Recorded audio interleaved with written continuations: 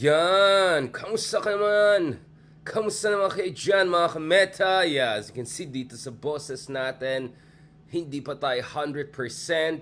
But even if hindi pa tayo 100% dahil mahal na mahal namin kayo at malapit na yung aking class, magtuturo na tayo.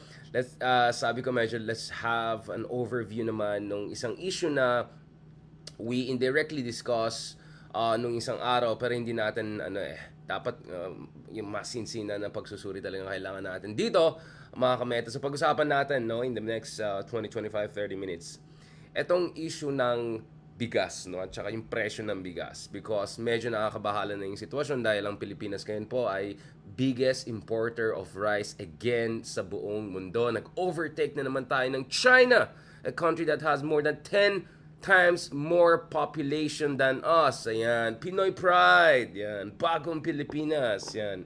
Pag-usapan natin yan because of course, the government also has introduced price caps, Price caps as a way na sisiguraduhin na yung presyo ng bigas ay doesn't get out of control. But malayong-malayo pa tayo dun sa ating objektibo or at least yung sa pangako ng ating presidente to significantly reduce itong presyo ng bigas. 'Di ba? 20 pesos dapat, 'di ba? O nasaan tayo ngayon, 'di ba? So pag-usapan natin 'yan because sa isang banda nakikita natin na very much under pressure si Pangulo Marcos Jr. to do something about this because you cannot just go on and making promises and totally forget about them, especially if that's a central promise, if ito ay isang pangako na talagang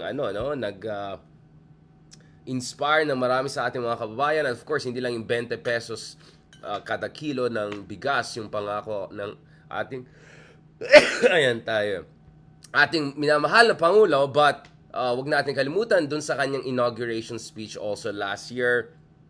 He promised a new era of prosperity na lahat ng Pilipino ay hindi na kailangan mag-alala about poverty, about food security, etc. At of course, kaya nga naging Department of Agriculture Secretary si BBM dahil si President Marcos Jr. realizes na something drastic, something significant has to be done dito sa issue ng food security sa Pilipinas. So pag-usapan natin very quickly about this. Again, we'll try to be as objective and as non-partisan as possible because again, hindi rin ako natutuwa dun sa iba na automatically whatever the government does, kikriticize nila dahil kailangan balansehin talaga ng gobyerno niyan because sa isang banda, kailangan natin protektahan yung ating consumers. Especially yung mga mas mahihirap natin mga kababayan, underprivileged communities na sobrang dependent sila sa bigas to essentially to be their main source of energy, calories per day, diba? Syempre, mga mayaman hanggang steak na lang, carnivore,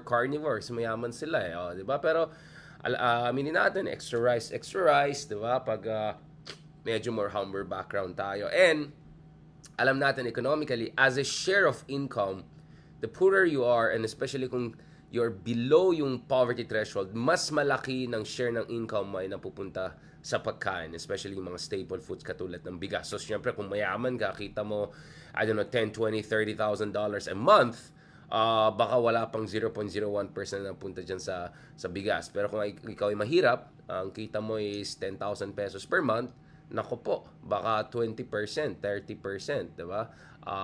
Ng iyong sahod ay napupunta sa mga staple foods. Kasama dyan yung bigas, no? So, the unfortunate thing here is that yung mas mahirap, mas vulnerable sa very small movements doon sa presyo ng bigas. So kung nangako ka na gawin 20 pesos ito, na hahatiin mo yung presyo na yan, malaking bagay yan sa marami sa ating mga kababayan. Kaya umaasa yung iba. At dito rin nakikita natin na may increasing frustration din na ating kababayan. Now, of course,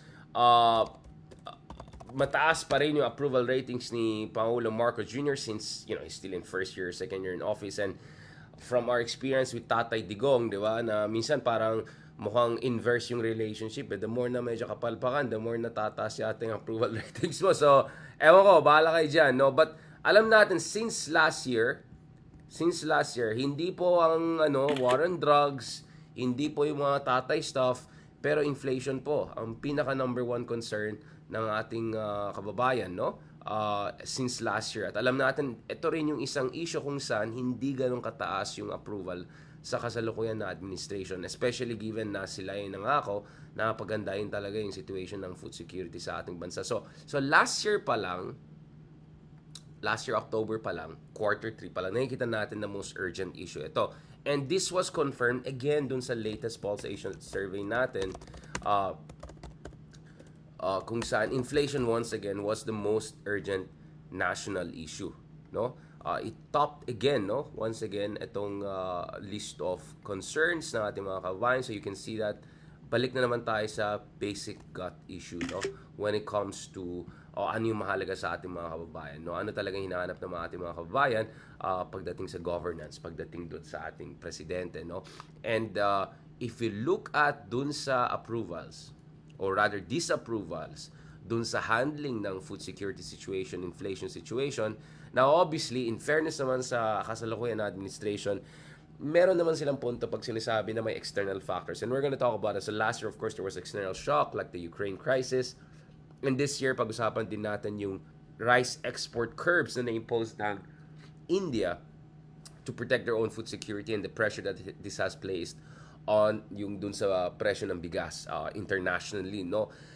But of course, umaasa pa rin ng tao na medyo malapit-lapit pa rin tayo doon sa mga pinapangako natin nung panahon na election. Because let's not forget, when President Marcos was running for the president, no, we were already in the midst of the Ukraine crisis. No, we were already in the midst of the Ukraine crisis. So, anticipated na dapat na magkakaroon talaga ng pressure, no? Magkakaroon ng pressure talaga dito sa mga basic commodities, no? So, this was what we were looking at already during the election last year, 2020. Because remember, yung invasion ng Ukraine by Putin was February. Yung election natin was May, no? So kung pangako ka ng pangako, you have to take those things also into consideration. So you cannot just come in later and say, ay, talaga wala ka. So when you make promises, it has to be also realistic. Especially when it's already in the midst of an ongoing conflict, which is already putting pressure on global commodity prices. But nevertheless, balikan natin ito. So if you look at surveys, very interesting ito because actually last year, lampas sa kalate, if I'm not mistaken, 53%, no, ng ating mga kababayan ay critical, no? Critical doon sa handling ng government ng itong inflation issue na yan. Ayan kasi ay 52%. So 52% yung disapproval last year. But yung latest survey is 37%. Pero yung latest survey kasi, kasama yan hanggang July, no? So second quarter. So ang tanong ngayon is, anong mangyayari dito sa third quarter, especially if the prices go high? Now, ito yung nakikita natin mga kameta, pagdating sa latest development. So sa August, medyo umangat na naman yung food inflation. Overall inflation is stabilizing, pero yung food inflation na medyo umangat na. So medyo nakakabala na. At ang Pilipinas ngayon, hindi lang umangat yung presyo ng bigas sa international markets. Ang problema dito is magiging mas dependent pa tayo sa imports, no? So ito na, Philippine Pride. Yan. Saan ka na? Nahanap ko tong ito. So titignan niyo to. So now Philippine overtakes China as the world's top rice importer in 2023. No? Ito yung nakakabahala ng situation.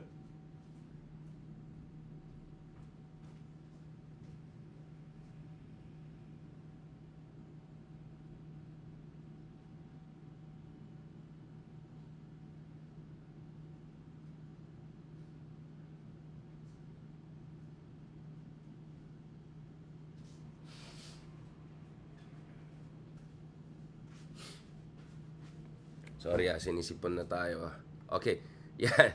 So, ito yung nakakabala ng situation ngayon sa atin because meron tayong pressure dun sa presyo ng bigas in international markets and at the same time, ang laki din yung mga in-import natin. So, lampasan natin yung China. So, that puts us in a very, very troubling situation. In fact, speaking of food security, almost 90% ng ating mga rice imports ay galing lang sa isang bansa. Well, luckily, it's not that giant communist country, but, well, it's another communist country, no? That's Vietnam, no? So, earlier this month, nag-meet yung leaders natin with leaders of Vietnam. I don't know bakit ang picture dito yung Picture ni Vice President Kamala Harris yata yan. So, President Marcos Jr. signed a 5-year rice supply deal with Vietnam. Ang Vietnam po ay source ng 90% ng ating rice imports. So, very, very dependent tayo sa isang bansa. So, and then given that the president has staked his own political capital on the issue of food security, given the fact that the president himself is the Department of Agriculture Secretary. That just tells you how important has Vietnam become to the Philippines.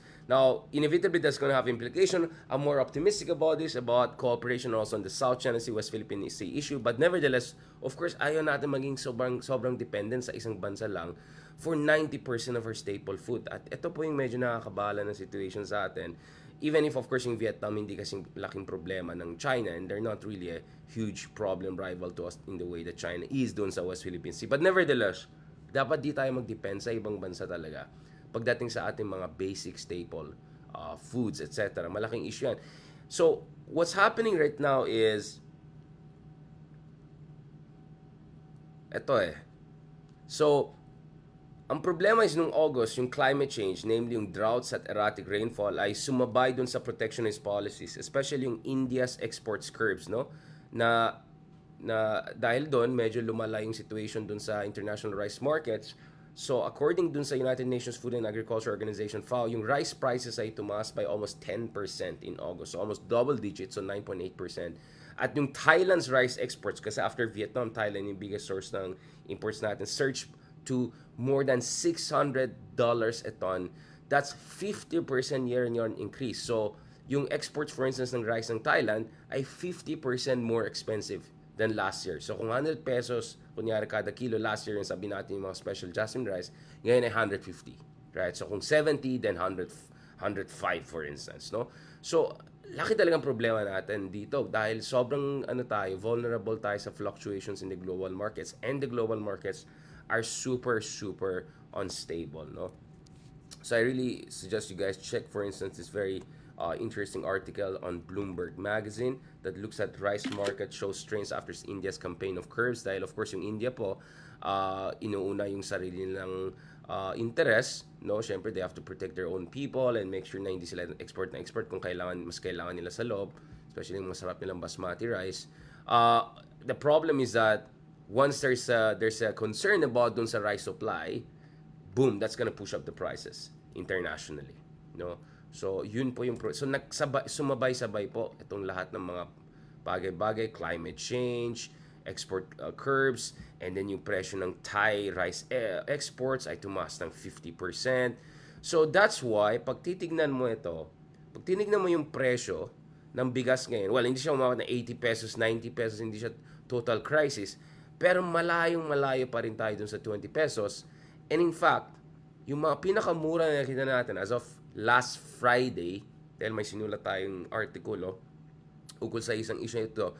So parang as of last Friday yata medyo naglalaro yung mga presyo, no? Between I think 40, 41, 42. Basta lower 40s all the way to 60 plus, no? Sorry. 43 to 65 kada kilo. Ito yung presyo, no? Ito yung nilalaro ng presyo. Now, optimistic yung gobyerno natin na with the new harvest season coming in, we can significantly bolster our domestic supply. But kasi itong problema kasi ngayon, nag-impose ng price cap yung gobyerno natin para siguraduhin na hindi masyadong explode yung presyo. Ang problema is, aminado mismo yung gobyerno na hindi ito mag-apply sa lahat ng mga tipo ng bigas, no? So, katulad ng sinabi ng Department of Trade and Industry Secretary, sabi niya, not all rice varieties were covered by the new measure. So, very limited siya. So, while yung mga critics nagsasabi na price caps don't work, so for instance, we have the Federation of Philippine and Chinese Chambers of Commerce and Industry who said that hindi mag-work yung price cap na yan because it distorts yung supply and demand. So, sabihin natin, ako supplier. For me to make rice, siguro gagastos ako, sabihin natin, ng 40 pesos. Lugi ako kung bebentahin ko lang yan ng, for instance, 43 pesos kasi hindi sustainable yung ganyan business. Or worse, 50 pesos ang ginagastos, bebenta ko ng 43 pesos, di wag ko na lang bebentahin ngayon, hintayin ko na lang tumaas yung presyo or matanggal yung price cap. Yun yung argument usually against price caps or different sorts of regulations, no? Now, Yung ibang grupo naman, katulad ng mga civil society groups, ng mga magsasaka groups, Federation of Free Farmers for instance, ang isang concern naman nila dito is, etong mga price cap na yan, ang lalong bugbog dito, yung mga maliliit na mga magsasaka, especially mga galing sa Pampanga, all the way from Luzon, down all the way to Sultan Kudarat dito sa Mindanao, no? Because yun nga, ang taas nung production costs nila.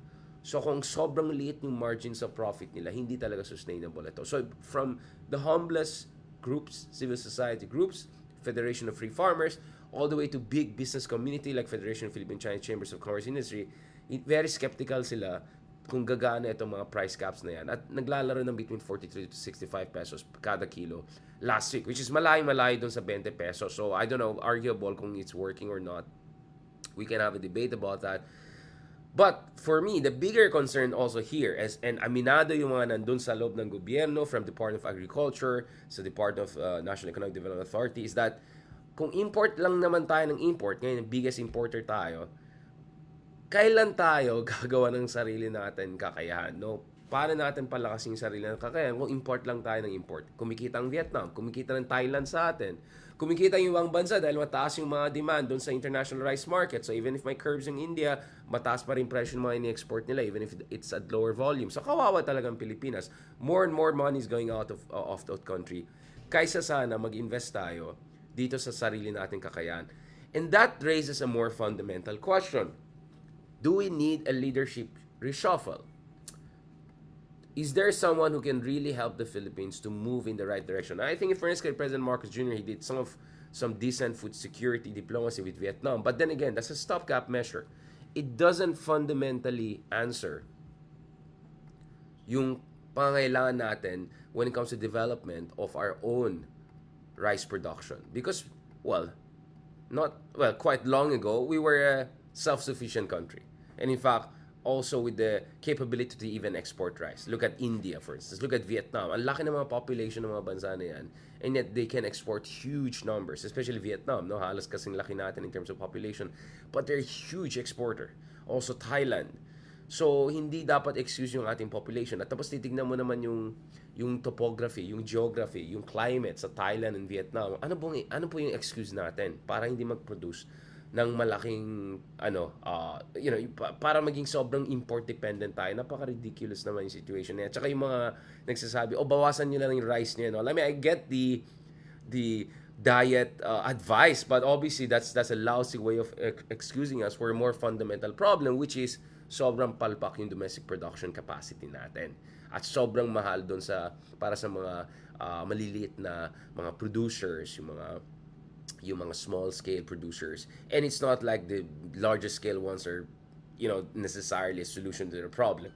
At ibang mahabang usapan yan we can have in a different vlog. But going back to this, so now may mga proposals na siguro kailangan na palitan yung interim head ng Department of Agriculture, namely President Marcos Jr., and put someone who actually knows something about agriculture policy. Now, in fairness naman to President Marcos Jr., from what I understand, when he was the governor of Ilocos, he had some familiarity with agricultural issues, etc. And guess who was my source? One of my sources was actually NEDA Secretary Balisacan. Now, it happens that NEDA Secretary Balisacan, Professor Dr. Balisacan, is also known as a leading agriculture economist in the Philippines, if not the leading agriculture economist. I think his PhD, if I'm not mistaken, had to do something with that. He comes from the north. I think Mariano Marcos, yung undergraduate na before he went UP and beyond and got his PhD. And so agriculture economics is really his thing. And you also have some very high-level, efficient people as undersecretaries dyan sa Department of Agriculture. And the argument is that maybe you need someone new there. Interestingly, this proposal was backed up by Department of Finance and also was backed up by Department of Trade and Industry based on the reports that we saw. Pero ayon naman kay NEDA Secretary himself, wala pa daw proposals for him to take over. The same way na ang sinabi nila Marojas na hindi rin naman sila in-offer. So I don't know what's going on here. Now, if I were to hazard to speculate, I would think that Secretary Balisacan would rather stay in the NEDA because NEDA really allows him to have a much more macro, right, oversight doon sa ating ekonomiya. Kasi laki ng role ng National Economic Development Authority and he's very comfortable in that position dahil he was in that position also back during the Aquino administration. The Department of Agriculture is very, very difficult because it's not only about policy. It's also about dealing with smugglers, hacienderos, trapos. Medyo, medyo mahirap. Medyo high risk job na yan. So I don't know if Secretary Balisagan is excited to take up the job. But some people, including some of his colleagues, or some would say rivals, whatever, want him to be there in the Department of Agriculture. I don't know. It's a tough call. It's a tough call if that comes. But so far, we don't see any indication of President Marcos Jr. that he wants anyone else to replace him in the meantime. Now, on the other side of the argument, ang narinig ko naman, especially from some of the people na na-meet natin from sa loob ng Department of Agriculture, is that para sa kanila, gusto nila si BBM nandun dahil may presidente ka. But of course, the question is the president effectively deploying his bully pulpit and his political capital as the highest, official of the land, as the commander-in-chief, to really push for radical reforms that is necessary to make the Philippines a far more food self-sufficient country? Yan. Malaking issue yan. At pag-usapan natin yan. So this is still a developing issue. Now, I don't think that this has been as much of a dent on the momentum and popularity of the president as many of the critics or opposition or some analysts would expect. And then you also have all of this issue with the confidential funds with the other person out there. So siguro hindi masyadong pinag-usapan ng mabuti yan. But let's not forget, this is a gut issue. This is very important for a lot of people. And maraming beses nakita natin mga Itbulaga show, whatever, biglang di ba, nagreklamo yung mga kababayan natin because they're not seeing the improvements on the ground that they want to see. So, to conclude on this, because I have to go start teaching na, well, the president talked about bagong Pilipinas, di ba? Bagong Pilipinas, bagong mukha. Yan, yung mga Andrew E. Boy, salita. Yan, gano'n. So, ang tanong is, are we seeing really a radical transformation of the political economy in the Philippines? And for me, one of the best legacies that President Marcos Jr. can leave behind is not yung mga new logos and yung mga ganyan, but dealing with the issue of food security and also making sure na hindi kasing kawawa yung ating mga magsasaka as they have been over the past 2-3 decades. I mean, the average age of a farmer in the Philippines is what? Middle age na. Lampas sa 50 years pa yata yung iba nakita ko numbers. It's insane. It's crazy. It's crazy. Something has to be done about it because the Philippines cannot get out of poverty. The Philippines cannot industrialize if it doesn't get the basics right. And literally, when it comes to food security and our staple food, rice, kailangan talaga yan. So, as an advice, yes, bawasan ng rice, especially sa gabi. Hindi yan maganda for your health. Carbohydrates, bawasan. But, as much as I want to give that kind of a petty bourgeois lifestyle advice, we also have to make sure na yung presyo ng bigas is affordable. Maybe we cannot get to 20 pesos, but we have to bring it down. And we have to make sure na hindi tayo masyadong dependent on food imports from outside. On that note, thank you very much, everyone. Maraming salamat. Tignan niyo, mahal na mahal naman talaga kayo. Kahit ganyan, kahit medyo sinisipon na tayo, go pa rin tayo. Ganyan talaga. Ganyan talaga mga nagmamahal para sa bayan. Now, thing is, please stick around because tonight, before mag-off tong laptop ko, tonight we're also hoping to have a catch-up with our good friend Lisandro Claudio, Dr. Claudio, also to discuss more. We can talk about agricultural policy. We can talk about confidential fund. So, iba naman kausap natin. So, stay tuned for, this should be early morning San Francisco time. All right? Thank you very much, guys. Talk to you soon, and God bless.